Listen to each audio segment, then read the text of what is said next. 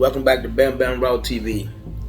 I'd like to take this opportunity to say rest in peace to my homie FishBone, and I'd like to use this as a teaching moment, a thinking moment for us in these situations. I got so many pictures of so many different people, and I'm gonna have stories.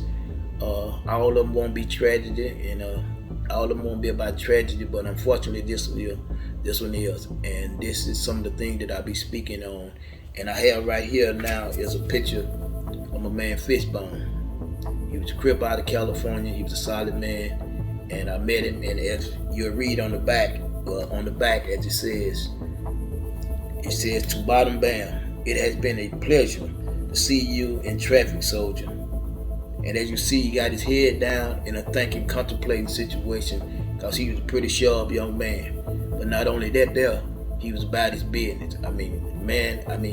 In the federal, me and him actually met at lockdown. We was in lockdown Marion. So we was in lockdown and step down program together. When he gave me these pictures and we met him, we actually were about to go to war with some individuals within over a situation. So he never dodged no wreck. He was a solid individual. He was a sharp man, and he was always ready to go to war and going on. But he was handling the business in the federal system, and when he be handling the business, he always liked to, because he was sharp, he always liked to set himself up a business. And he set himself a business when he go different places in different ways, and being in the federal system and setting up a business with, like I said, the average person you are dealing with got a life sentence, and he wrecked just like you wrecked. There's no long distance guns to shoot at nobody. There's no jump out of car fly by going 100 miles per hour and shoot at somebody. There's no, like I said, there's no 100-round clip. There's none of these things are available in the federal system. You got your reach and you got their reach. And you got your weapon and they got their weapon. And you're just as close to them as they're close to you. And y'all got to go at it. And some people can't handle it that way, and unfortunately, some people, it's a different when they get in touch with steel and they have to turn somebody back, opposed to having, unfortunately, that's how it is. It's something that you have to get used to.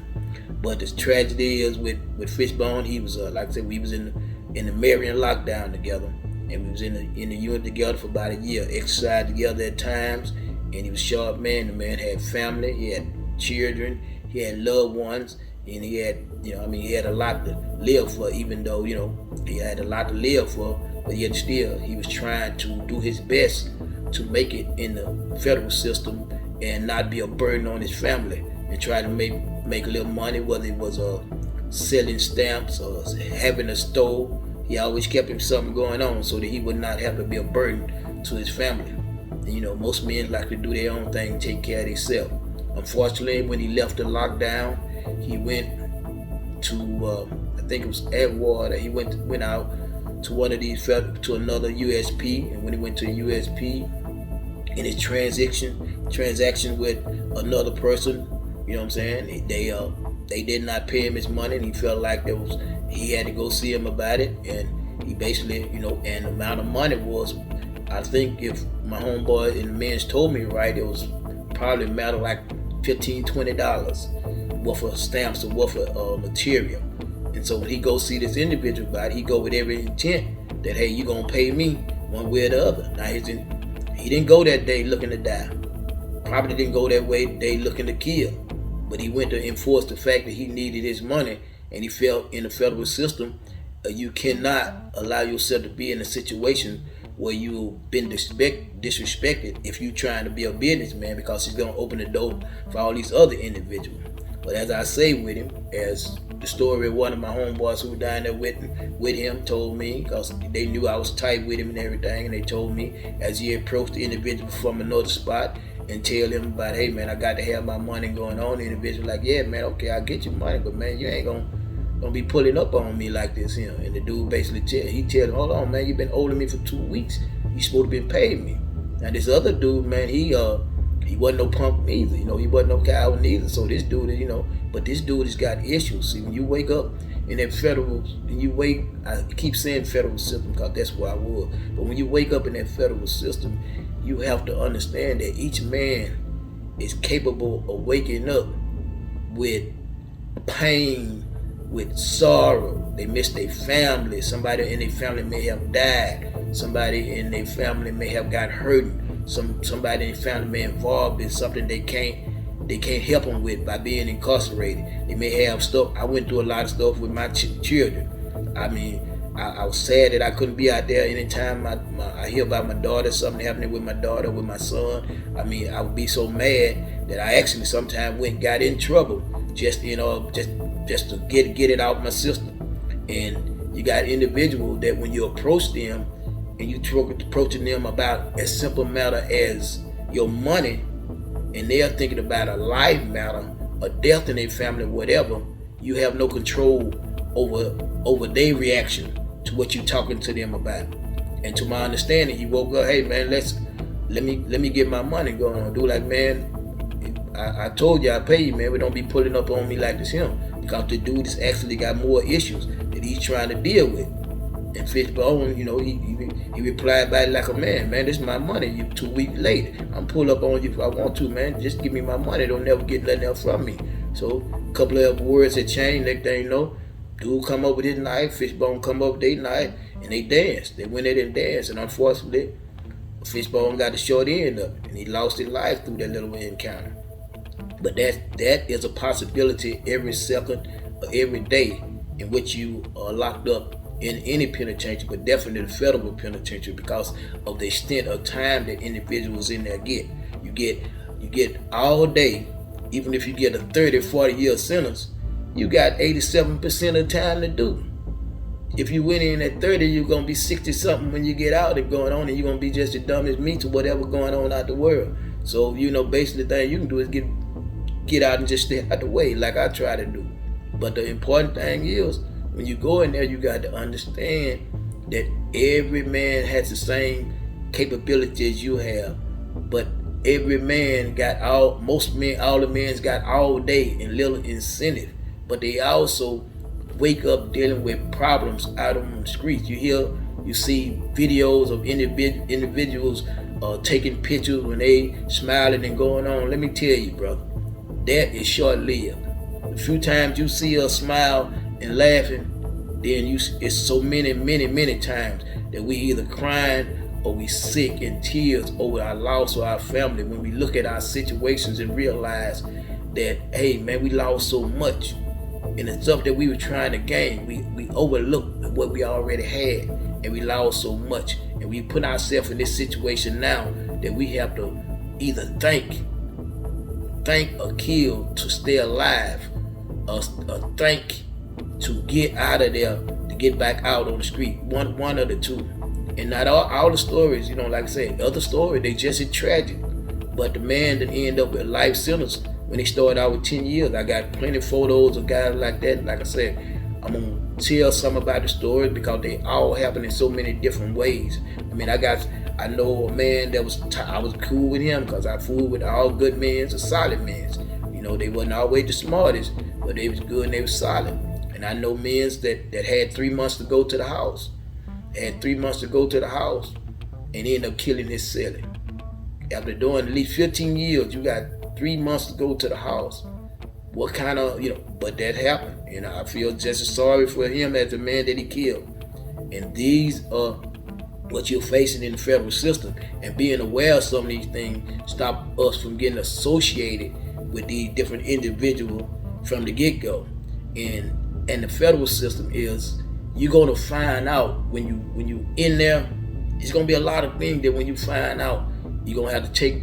And I ain't talking about take responsibility for what the government say you did, or take responsibility for things that you shouldn't, that some other people telling you shouldn't did. You're gonna have to take responsibility for the fact that this is who I am now.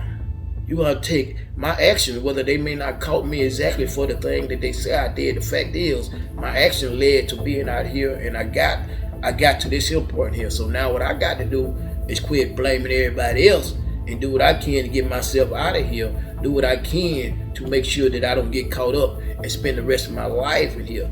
That's when you take responsibility for where you at. Take responsibility for the fact that you need to get back out there to your family.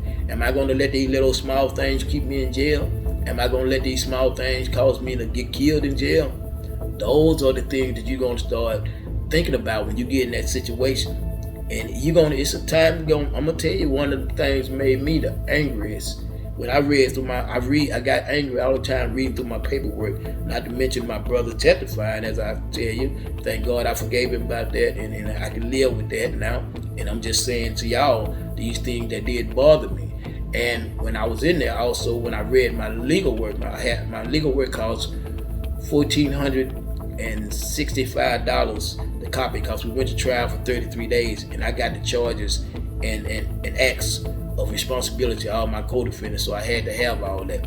But getting on back to this here, when you go in there and I'm reading this paperwork, and this is what's gonna get a lot of us. When I'm reading this paperwork and I look down and I see when the Fed got on to me, and when the Fed decided to bring me in on the conspiracy, when the Fed targeted Bamm and made him a part of this, of other people acts that had been going on. I'm looking at this and I'm sitting here mad at myself, because I'm saying, I'm looking at the thing that had happened up to here, and I'm saying, if I had to stop right here, I wouldn't have got caught up under this indictment. If I had to stop right here, I would have never been under the attention of the feds. And I'm sitting here, and the sad part about it is, at these different junctions in our life, you're gonna see.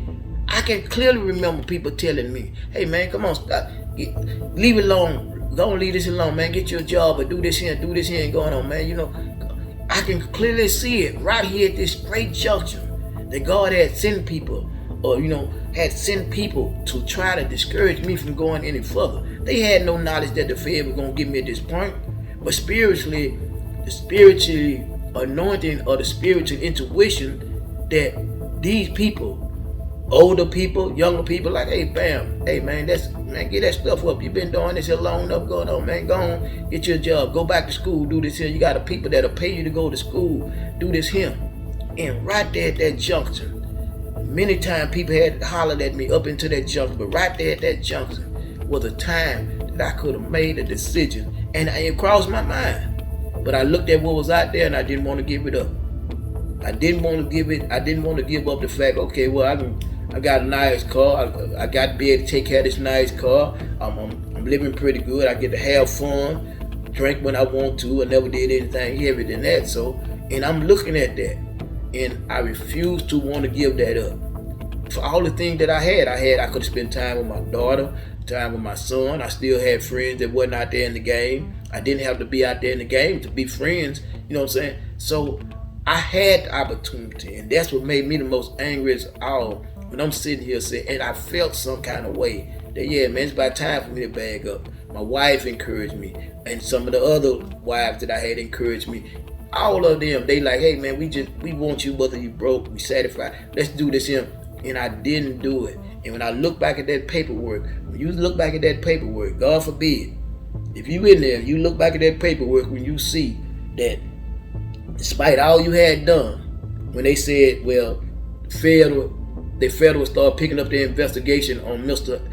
X, Mr. John Doe at this time, and you're going to say, despite all I had done, up until that time now, I could have missed this here. If I had to listen to some of those people who was talking to me, if I had to listen to some of these people who would bring me a word that was saying, hey, man, something is over the horizon. They didn't know why they was telling you, but you felt it. I felt it. I know I felt it. That's why I was so angry at myself. So when you get the message from people, whether it's through me, through anybody, that, I mean, it's gonna be we need to try to change, because things is up in the air now.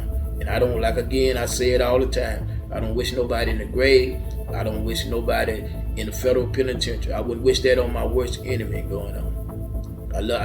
I'm about love now. All the stuff I done did, I've been forgiven for so much that I can't afford not to forgive somebody. That's why I try to, I tell anybody, if you can't love the next person, at least have some tolerance for them. And that'll prevent y'all from having a confrontation. So we can't practice love with everybody, practice tolerance with the rest of them, and love with all the ones we can. Love you, man. We'll talk later on Bamm R.I.L TV.